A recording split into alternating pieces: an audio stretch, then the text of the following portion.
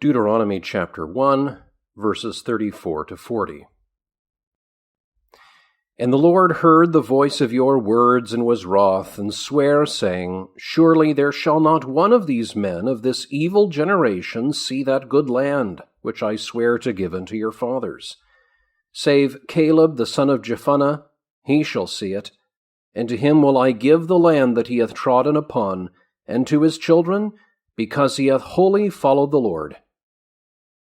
Moreover, your little ones, which he said should be a prey, and your children, which in that day had no knowledge between good and evil, they shall go in thither, and unto them will I give it, and they shall possess it. But as for you, turn you, and take your journey into the wilderness by the way of the Red Sea. 34. And the Lord heard the voice of your words.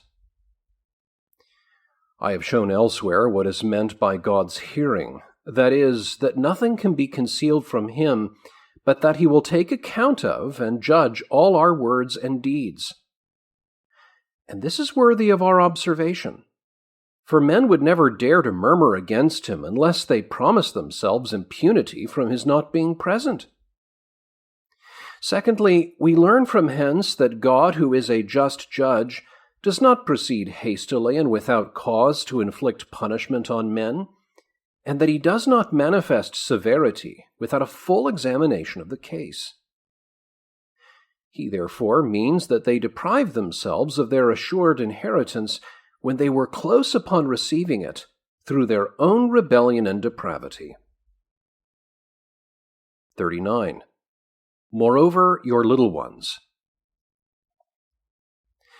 I have already shown that God so tempered his judgment that, whilst none of the guilty should escape with impunity, still his faithfulness should remain sure and inviolable, and that the wickedness of men should not make void the covenant which he made with Abraham.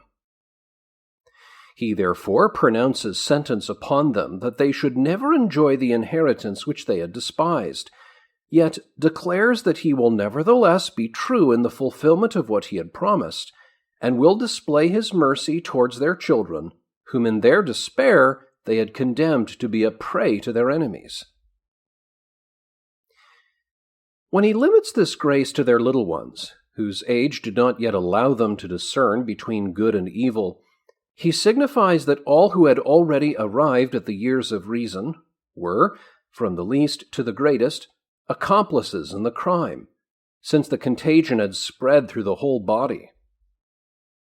Surely it was an incredible prodigy that so great a multitude should be so carried away by diabolical fury as that nothing should remain unaffected by it, unless perhaps a timely death removed some of the old men rather on account of the vice of others than their own. But if even 100th part of them had been guiltless of the crime, God would have left some survivors. To have no knowledge of good and evil is equivalent to being unable to discern between their right hand and their left hand, by which expression in Jonah, chapter 4, verse 11, God exempts from condemnation those little ones who have as yet no power of forming a judgment. From hence, however, some have foolishly attempted to prove that infant children are not defiled by original sin, and that men are involved in no guilt except such as they have severally contracted by their own voluntary act, arbitrio.